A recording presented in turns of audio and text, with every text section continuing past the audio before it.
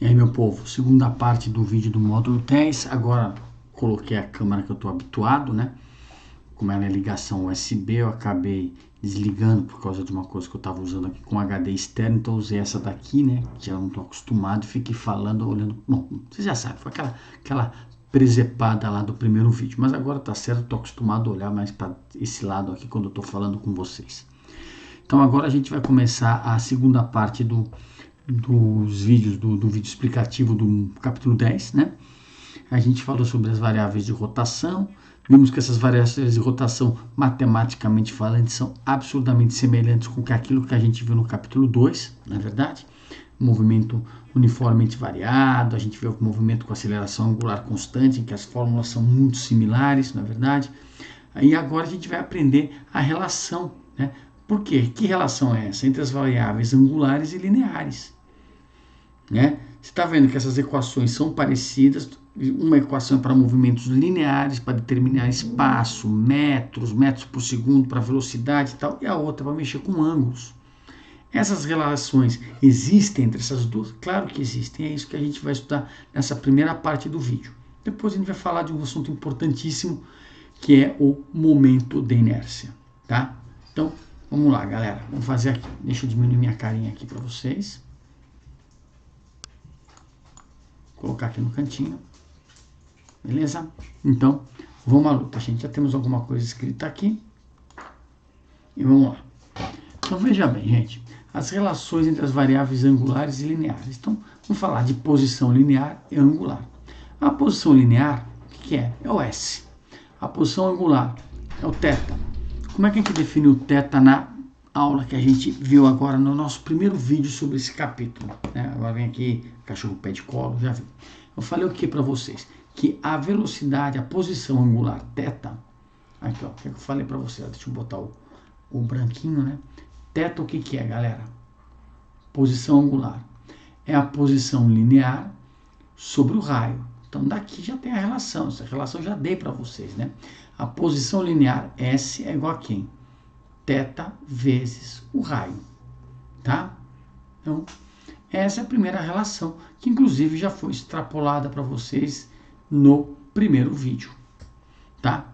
Agora, relação entre velocidade angular e velocidade linear. Então, vamos ver aqui. Relação velocidade linear e angular.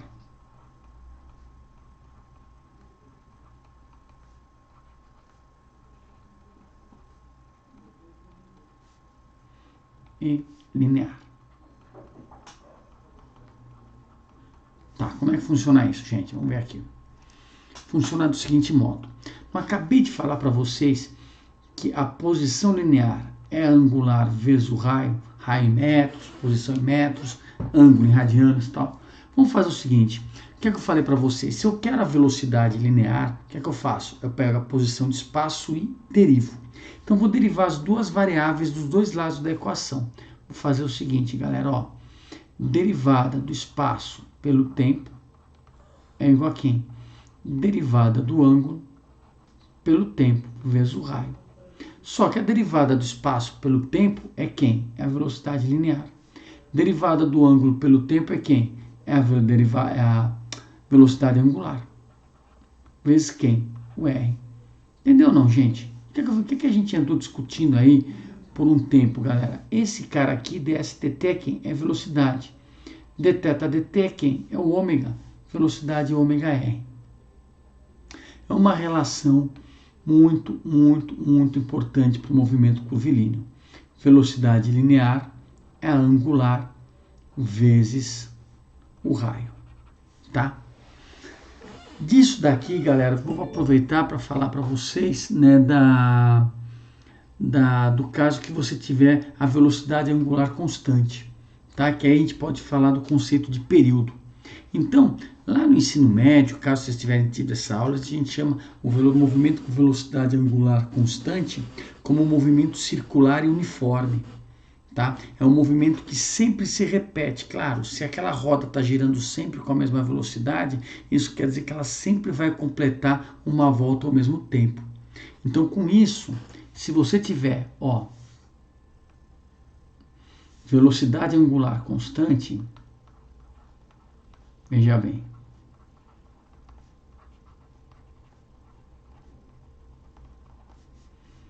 constante, gente, vai para valer para a gente, aqui vai valer para a gente um conceito importante, que é o conceito de período. Então, o que é o período, galera? Vamos separar a luz aqui. A gente chama de período o tempo para completar uma volta. Então tá aqui, ó. Período é o tempo para se completar uma volta.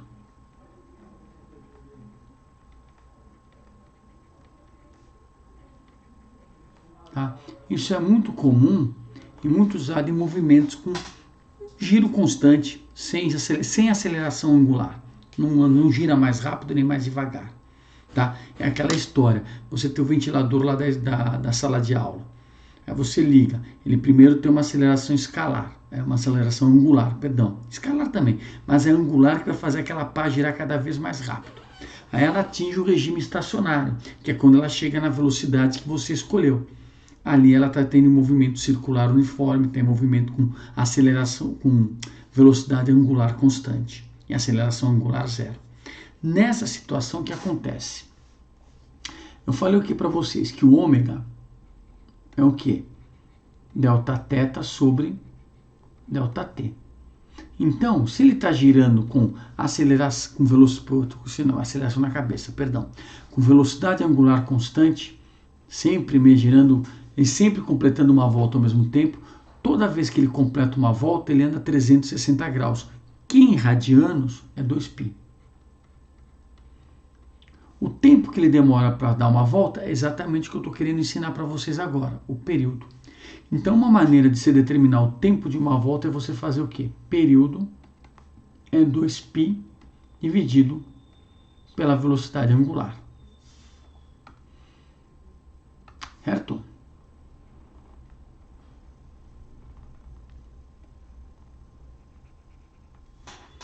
Certo, gente? O período é tempo. Então você pode ter o período em segundos e minutos, que nem o período de rotação da Terra, 24 horas, é o tempo que ela demora para completar uma volta em torno do próprio eixo, tá? Tempo que demora para dar uma volta. Beleza, gente? Tá? Então, ó, galera, vamos falar da relação entre velocidade angular e entre aceleração angular e velocidade angular, tá? Aceleração angular e aceleração linear, tangencial, perdão. Então vamos lá, galera, vamos fazer aqui. Então, aqui, ó, aceleração tangencial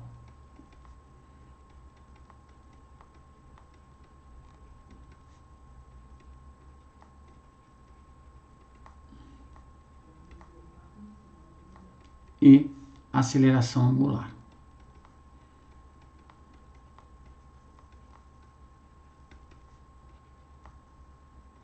Tá bom? Então vamos lá, gente. O que a gente viu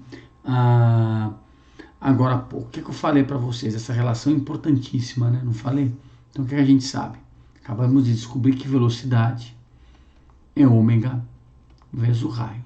O que a gente falou bastante no semestre passado, no início do semestre passado, falei hoje, que velocidade, se você aplicar a primeira derivada, ou seja, determinar a variação da velocidade por um ΔT tendendo a zero, você tem a derivada que vai te dar a aceleração. Então, eu vou derivar os dois lados da equação. Então, derivada da velocidade pelo tempo, derivada da aceleração angular pelo tempo vezes o raio. Então, o que a gente sabe? Que eu já martelei bastante, eu e a professora Roberta já martelamos bastante. dV/dt o que é? É a aceleração tangencial, aceleração linear. E dω dt, a gente viu que é a aceleração angular. Então, o que você vai tirar, galera? Você vai tirar aqui a aceleração tangencial é quem? É a aceleração angular vezes o raio. Certo, gente? Aqui, ó. Então é isso. Aceleração tangencial Bem semelhante à relação de velocidade linear e angular. Mesma coisa com a aceleração tangencial, que a gente chama também de aceleração linear.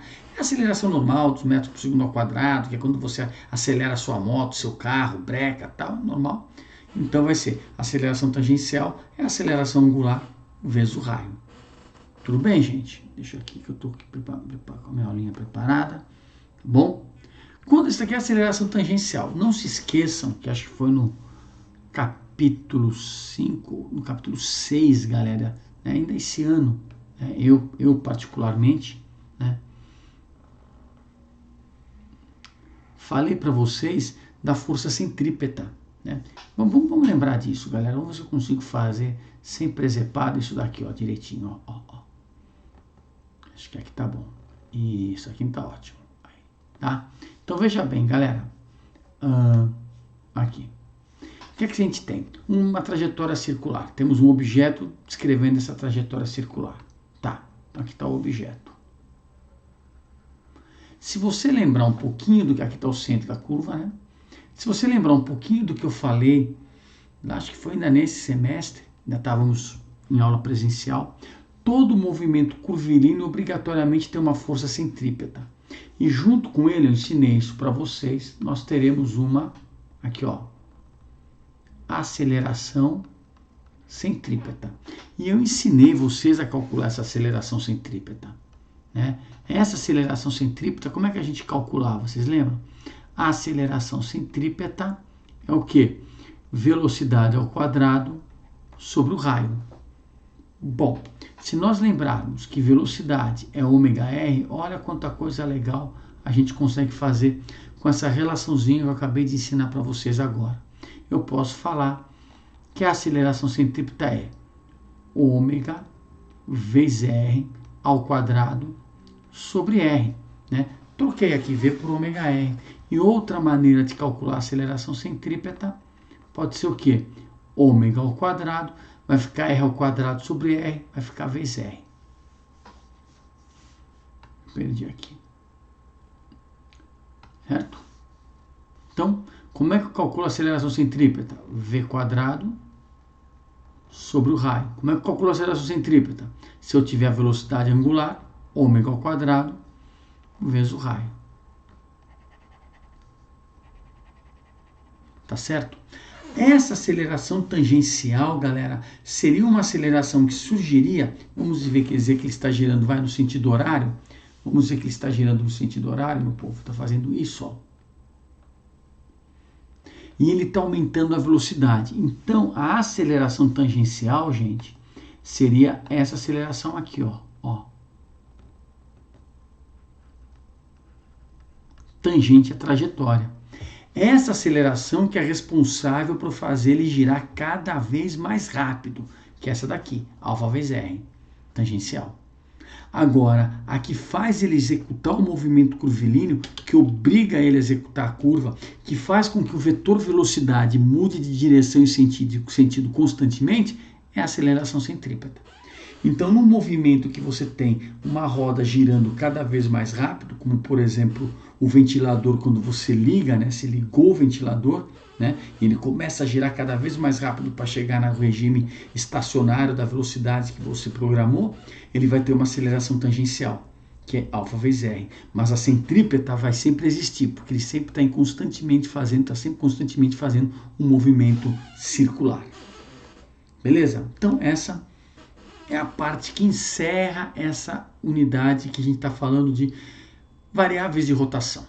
Então agora a gente vai falar de um assunto muito importante, que é o momento de inércia.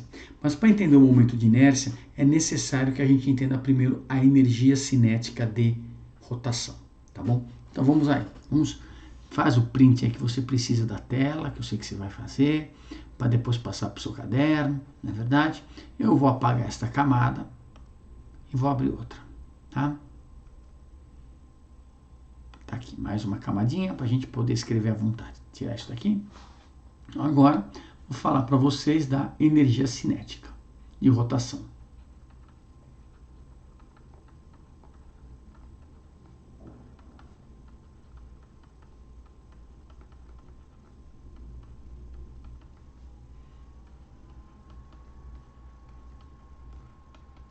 Energia cinética de rotação, galera. Como é que funciona isso?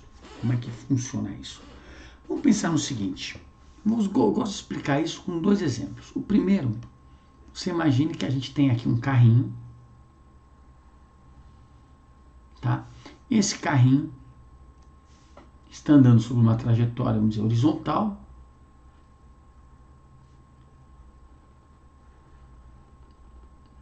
E ele está percorrendo, andando com uma velocidade V. Aí desse carrinho, eu quero que você imagine 3 pontos. 1, 2 e 3. Os 3 pontos desse carrinho fazem parte dele. Todos esses pontos estão todos andando com a mesma velocidade.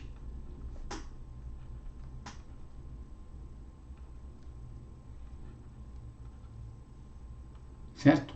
O que eu posso falar para vocês aqui é o seguinte, que aqui V1 é igual a V2, que é igual a V3. Então, na hora que eu te peço para calcular a energia cinética de um carrinho andando, o que você faz? Você imagina todos os pontos com uma massa infinitesimal, uma massinha, que faz parte disso. Todos esses pontos estão andando com a mesma velocidade. Se você somar todos esses pontos, vai dar a massa total do carrinho.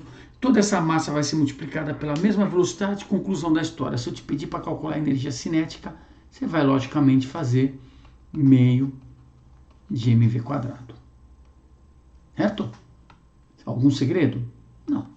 Então, beleza. Mas isso daqui nos mostra, talvez faça vocês entenderem melhor a necessidade do momento de inércia. Porque ao invés de pensar no carrinho, agora vamos pensar numa roda, num disco. Então vamos fazer mais uma bolinha aqui. Eu gosto de fazer bolinha. Vou fazer a bolinha aqui embaixo. Aqui. Deixa eu botar. Tem que ser mais embaixo. Aqui, ó. Então tem uma roda. Dessa roda eu vou pegar 3 pontos, cada ponto com uma massa diferente, tá? Então vamos fazer isso. Então eu vou pegar aqui, ó, um M1. Opa, eu ainda estou com a bolinha selecionada, tem que desselecionar a bolinha, pronto. M1. Eu vou pegar um outro ponto aqui que eu vou chamar de M2 e um terceiro ponto aqui que eu vou chamar de M3. Essa bolinha, como todos sabem, ela tem o que? Ela tem um centro. Então, o ponto M1 está a um raio R1, esse está a um raio R2 e esse está a um raio R3. Beleza. Essa roda está girando.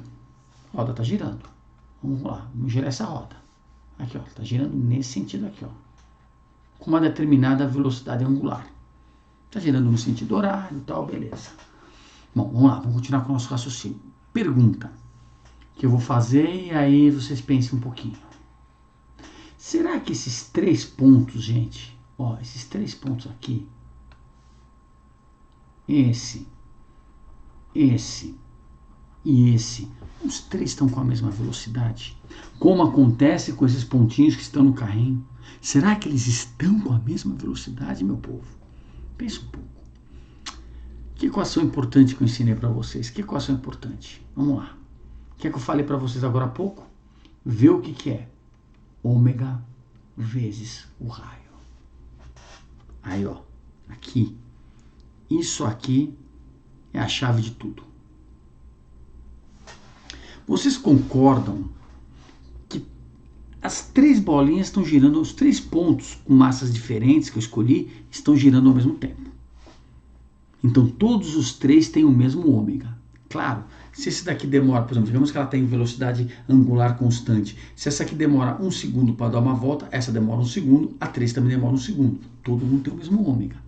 Mas será que eles têm o mesmo V? Será, ó, esse ômega é igual para todo mundo? Será que esse V é igual para todo mundo? O V depende do quê? Do raio. O que esta fórmula aqui está falando para a gente? Quanto maior o raio, maior a velocidade linear. Então quer dizer que apesar deles terem a mesma velocidade angular, pois giram todos juntos, eles possuem velocidades lineares diferentes. Para ser mais exato, o que tem maior raio, ou seja, o mais externo é o que tem mais velocidade. Doido, né? Claro que ele tem que ter maior velocidade. O cara que está mais externo, ele precisa do quê? Ele precisa de uma circunferência maior para percorrer do que o outro que está mais interno. E os todos têm que percorrer ao mesmo tempo. Estão vendo que louco? É aquela história. Se você vai num parque de diversões, vai brincar no carrossel, e você resolve ir para o cavalinho mais externo, o cavalinho que está mais longe do centro, esse cavalinho vai ter mais velocidade de quem brincou no cavalinho de dentro. Então, eu não tenho a mesma velocidade para os mesmos pontos. Eu não posso partir pelo mesmo raciocínio. Na verdade, se eu quiser saber a energia cinética desses 3 pontos, o que eu vou ter que fazer? Vamos lá, galera. Eu vou ter que calcular a energia cinética de cada um. A energia cinética de cada um. Eu vou falar o que para vocês? Que esse K vai ser o que? A energia cinética do primeiro, meio, de M, V1 quadrado, M1, né? V1 quadrado, mais meio, M2, V2 quadrado, mais meio, de M3, V3 quadrado. E imagine que eu não quero só 3 pontos, eu tivesse mais, 4, 5, 6, quantos pontos você imaginar? Então vamos extrapolar o nosso raciocínio colocando o quê? Pontinhos.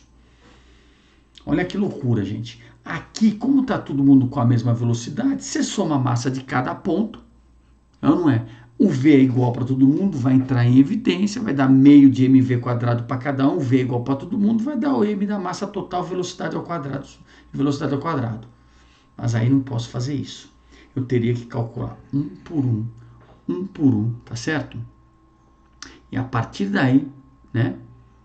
Deixa eu fazer uma coisa aqui, gente. Aqui. E um por um, tem que saber quanto é que vale isso daí.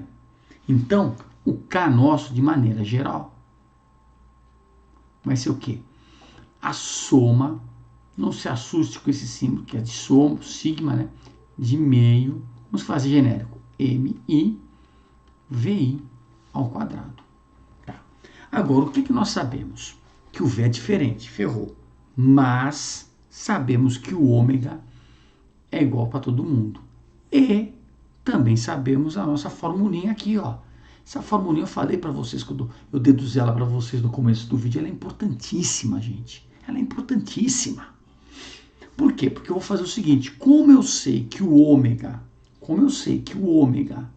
é igual para todo mundo, em vez de usar o V, que é diferente para todo mundo, eu vou usar o ômega.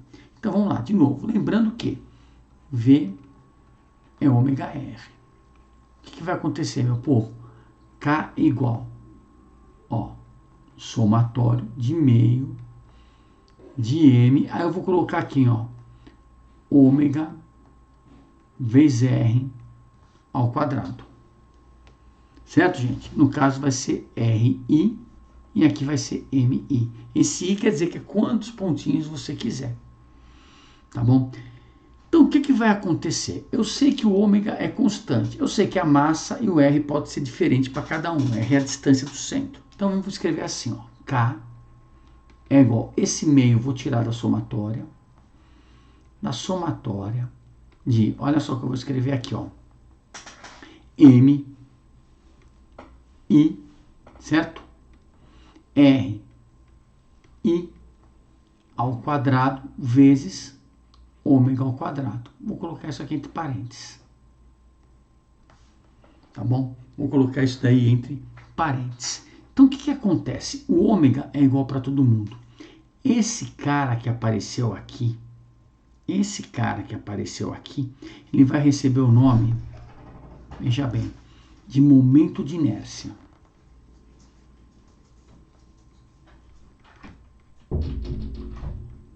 Momento de inércia, galera. Esse momento de inércia, galera, é, digamos assim, Deus que especialista em isso que eu estou falando, em física, não escute o que eu vou falar, vai, mas é para vocês entenderem, é como se fosse a massa de quando o objeto está girando. Massa não é a dificuldade. O que é massa? É a medida da inércia dos corpos, é aquela dificuldade para tirar um corpo do equilíbrio. Massa, né? Massa inercial. O momento de inércia seria isso. E é um negócio muito louco, cara. Porque assim, eu tenho um pacote de 5 quilos de arroz, eu vou empurrar o pacote, ponto final, essa é a inércia. Agora, quando está girando, a coisa não é bem assim. Imagine o seguinte, essa minha caneta aqui, ela tem uma massa, e eu quero girar, vou girar pelo meio, eu tenho uma dificuldade. Se eu girar pela ponta e ela for pesada, mesmo ela sendo leve, eu já sinto que ela é mais difícil de girar pela ponta do que pelo meio. Vocês estão sentindo a diferença? Ó, aqui é uma coisa, aqui, olha que maluco, é outra. Então quer dizer, dependendo de onde você for girar o corpo, você vai ter dificuldades diferentes. É isso que é o momento de inércia. Ele não é uma coisa assim fixa como a massa. Ah, eu tenho meu carro morreu, eu preciso empurrar o carro, vou tentar empurrar os 800 kg que ele tem, 900 kg, ponto final. Não. Se eu girar a caneta assim, ó, então é fácil demais. O momento de inércia muda conforme você vai mudando o eixo de rotação. Ele está ligado com essa dificuldade que a gente sente em girar os corpos. Então é aquela coisa, a massa a gente trabalhou, abusou da massa quando está falando de movimentos lineares, tal. Agora a gente está mexendo como se fossem movimentos circulares. Então existe a necessidade desse cara. Esse momento de inércia, veja bem, ele é simbolizado pela letra I, tá bom? E esse momento de inércia está aqui, ó. I é igual a quem? A soma de MI vezes quem? Raio I ao quadrado. Esse é o momento de inércia. Tá bom? Tá aqui.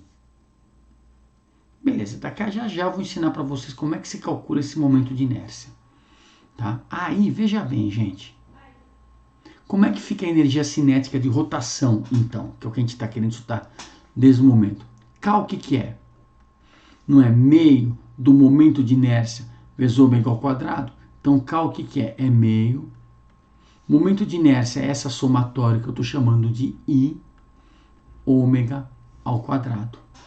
Então, de novo, com aquela brincadeira de comparar quem é linear e quem é angular, como eu calculo a energia cinética de um corpo em movimento linear? mv, meio de mv quadrado. Aqui, ó. Mas quando eu tenho o movimento em rotação, é meio do momento de inércia que faria, entre aspas, o papel da massa, que eu não posso chamar de massa, como falei para vocês, diversos pontos no disco vão ter velocidades lineares diferentes. Então, momento de inércia vezes a velocidade angular, que é igual para todo mundo, ao quadrado. Tá? Importante isso, mas o mais importante disso tudo que eu estou falando é esse cara, o momento de inércia. Tá? E como é que eu calculo o momento de inércia? Então, é nisso que a gente vai para a nossa última parte da aula. Tá? Então, vamos falar aqui do cálculo do momento de inércia. Para falar do cálculo do momento de inércia, eu vou usar uma outra tela. Então, dá aquela printada aí na tela, tal, não sei o que, faz seu print screen para você ter guardado, para depois você poder organizar, copiar no seu caderno, tal, né? Muito bem, vocês sabem disso. Vou abrir mais uma camadinha aqui, beleza? E vou apagar essa que está aqui. Maravilha, é isso mesmo. Então vamos nessa, turma. O cálculo do momento de inércia.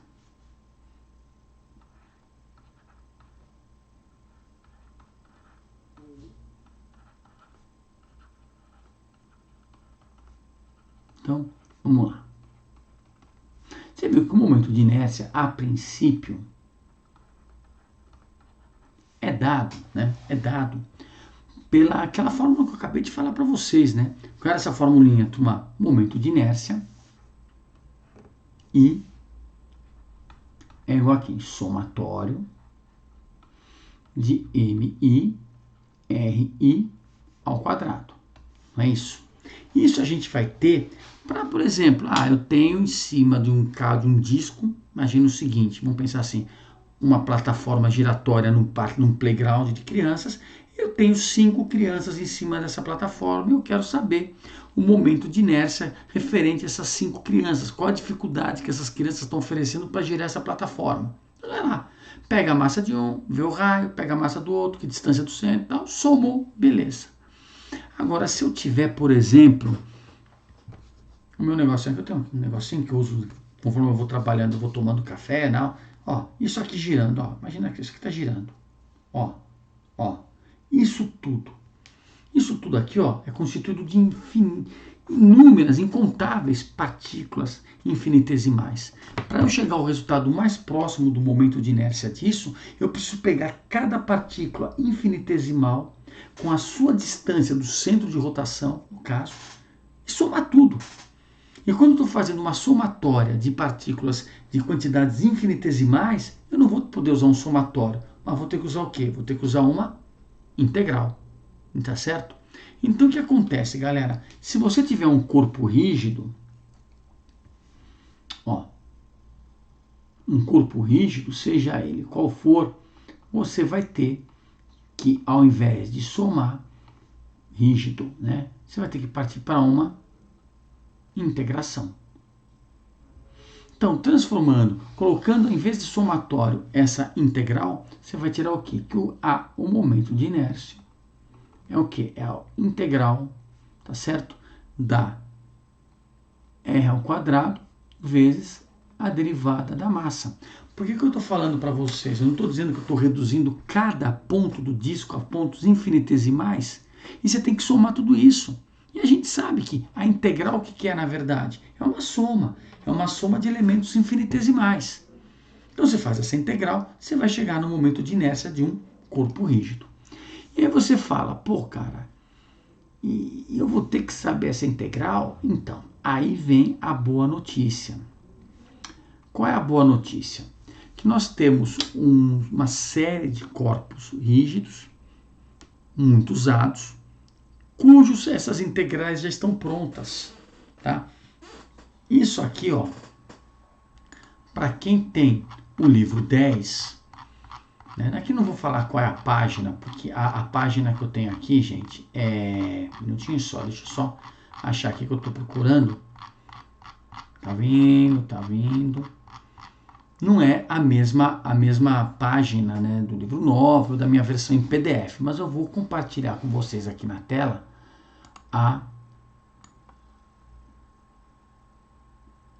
uma tabela. E vou explicar essa tabela para vocês. Então, deixa eu colocar aqui. Ó, tá aí ela. Essa tabela está no livro de vocês. Ah, que página. Sinceramente, né, eu não... Vou aumentar um pouquinho o tamanho dela. Mexer com ela aqui. Né, tomar cuidado para a minha carinha não... Deixa eu ver se a minha carinha tá pegando essa tela. Aí tá pegando um pedaço. Então, deixa eu diminuir de tamanho. Acho que aqui já tá bom. Opa, não é pra girar não. Aqui é meio chato, sabe? Aqui tá bom. Então é isso. Ó lá. Chegou. Então o que acontece? Eu tenho aqui 9 corpos famosos, cuja essa integral já está resolvida pra gente. Então, por exemplo, eu quero saber o momento de inércia de um aro que está girando em torno do seu eixo central. I é mr ao quadrado. Está girando em torno do seu centro de massa, para falar a verdade. Momento de inércia de um disco, de um cilindro, ó, que não é fino, né? Tá vendo? Ó, fino. Mas ele tá o quê? Ó, ele tem aqui um R1 de dentro, R2 de fora, é esse momento de inércia. Todos esses resultados que estão aqui, que vão ficar em melhor tamanho caso vocês estejam com o livro aberto, já são resultados dessa integral. Entendeu? Então você não precisa, preciso saber integral? Sim, você precisa saber que realmente esses resultados vieram da soma de elementos infinitesimais e cada uma desses daí. Agora, se você tiver um corpo completamente irregular, qual o momento de inércia desse meu relógio aqui em torno do centro? Bom, aí tá louco, né? Como é que eu vou saber? Aqui tem uma massa diferente, aqui é outra. Às vezes tem integrais que são praticamente impossíveis da gente resolver. Muitas delas são impossíveis da gente resolver na prática. Tem que se recorrer muitas vezes a métodos numéricos. Você criar um algoritmo, jogar no computador e mandar ele resolver para a gente. Tá? Então, nesse caso, o livro em si ele se baseia nos exercícios nesses 9 elementos. Tá? Bom, você está vendo que todas essas formulinhas prontas, galera, aqui ó, que vocês estão vendo, são todas baseadas em cima do centro de massa delas. E se por acaso ela não estiver girando no meio do centro de massa? Exemplo da caneta. Ó, caneta girando no meio é uma coisa. E se a caneta girar na ponta, fora do centro de massa, o que eu faço? Então aí você vai usar essa fórmula, mas você vai usar um teorema importante, que é o chamado teorema dos eixos paralelos, que eu vou ensinar agora para vocês, tá? Então, deixa eu aqui dar uma apagada nessa. Até vou fazer o seguinte para vocês, ó. Vamos lá. Deixa eu apagar essa tela aqui, né? Essa e essa, para criar uma nova tela. Nova camada, tá certo? E aí eu vou de novo colocar a nossa tabelinha. Tá aqui ela. Vou colocar ela aqui. Tá? E aqui do lado, vou falar do teorema dos eixos paralelos. Então vamos lá, gente. O que é o teorema dos eixos paralelos? É uma mão na roda, galera.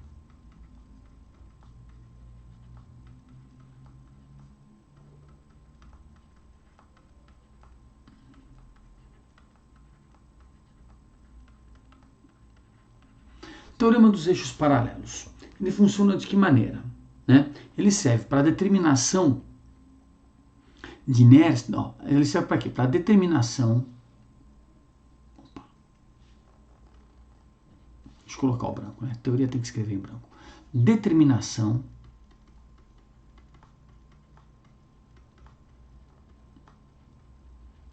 do momento de inércia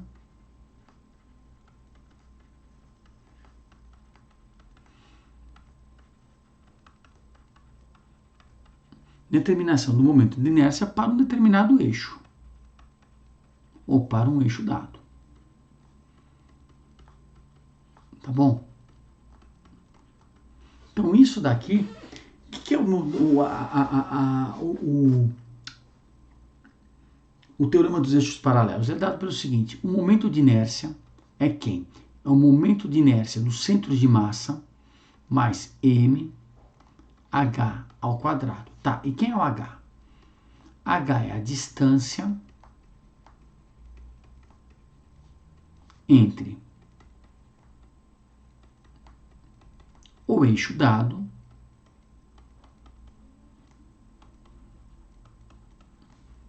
e o eixo do centro de massa.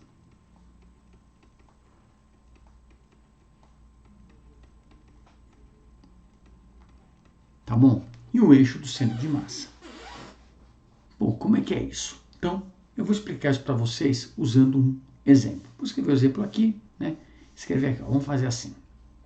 Um exemplo, tá?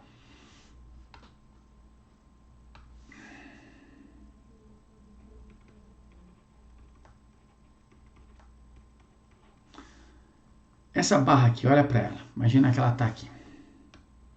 Eu tô acabando, gente. Eu sei que esse vídeo ficou longo, ó. Aqui tá a barra. Essa barra tá aqui. Esse aqui é o eixo do centro de massa que está no meio. Essa barra toda tem um comprimento L. Se eu fosse girar ela pelo meio,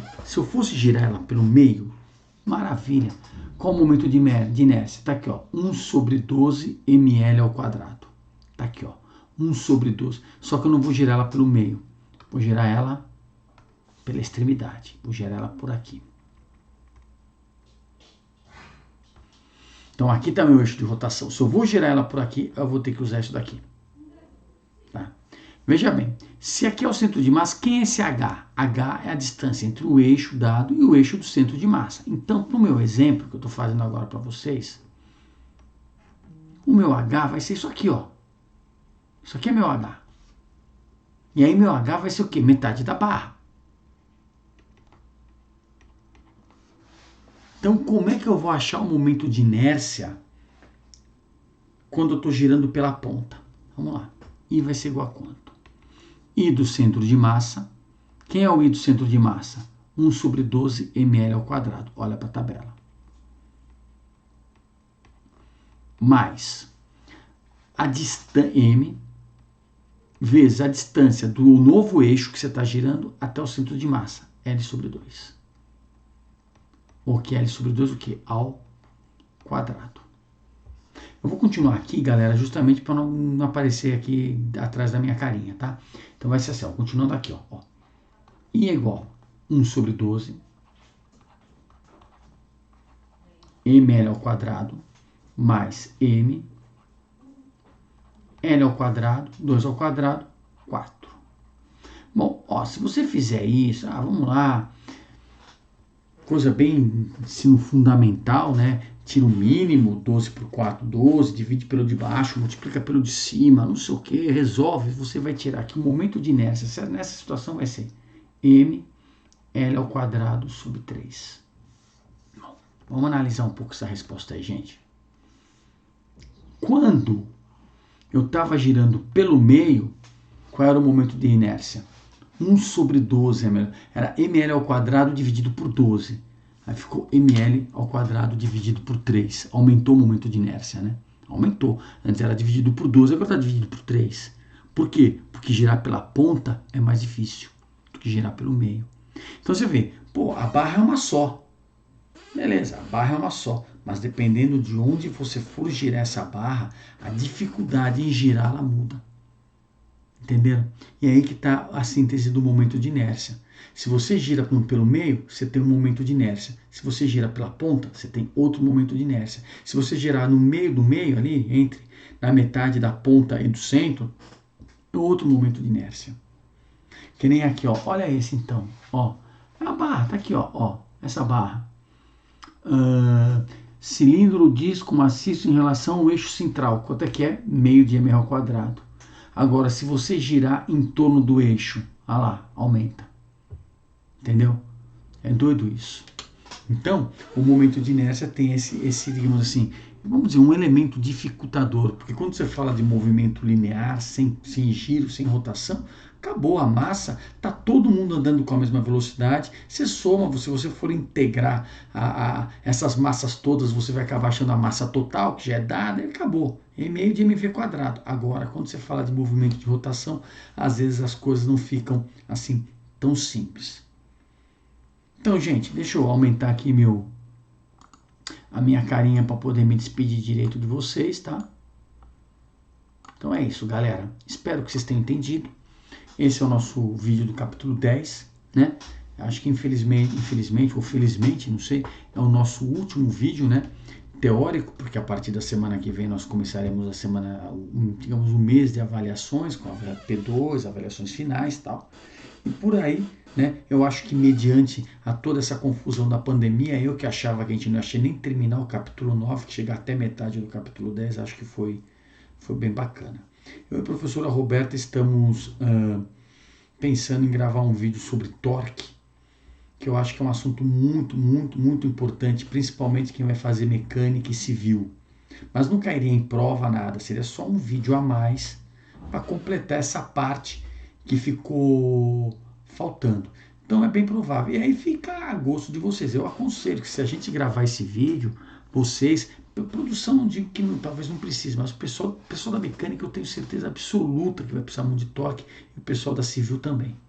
Tá? Então, não dá, mesmo porque como vocês vão precisar, é necessário, mas como as atividades teóricas, as aulas em si estão encerrando nesta semana, porque nós passamos só por um período de avaliações, infelizmente, né, não vou poder dar o torque, né? Bom, felizmente, para vocês, felizmente, o torque valendo nota, mas é bem provável que eu e a professora Roberta façamos um vídeo aí sobre torque, para que esse pessoal da civil e da mecânica possa ter uma ideia do que é, para quando for ver isso mais para frente não ser pego de surpresa. Gente, grande abraço, tamo juntos, tá? Não esqueçam disso e até a próxima. Tchau, tchau.